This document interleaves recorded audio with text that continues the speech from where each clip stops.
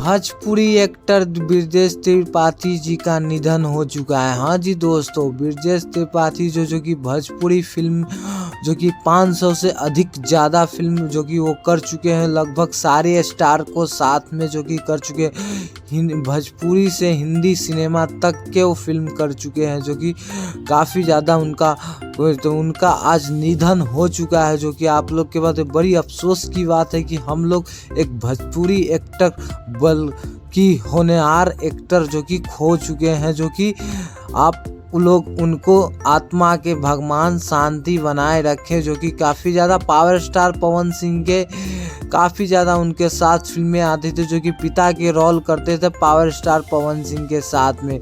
उनका आज निधन हो चुका है। जो कि काफ़ी अवार्ड भोजपुरी में काफ़ी ज़्यादा उनको पास अवार्ड मिले, लमसम सम्मानित किया गया काफ़ी ज़्यादा अवार्ड, जो कि पावर स्टार पवन सिंह काफ़ी ज़्यादा उनको मानते थे। जो कि उनका काफ़ी ज़्यादा अपसेट है पावर स्टार पवन सिंह इस समय, जो कि बहुत ही, तो उनका आत्मा के शांति बनाए रखे। फिर अगले वीडियो फिर मिलते हैं।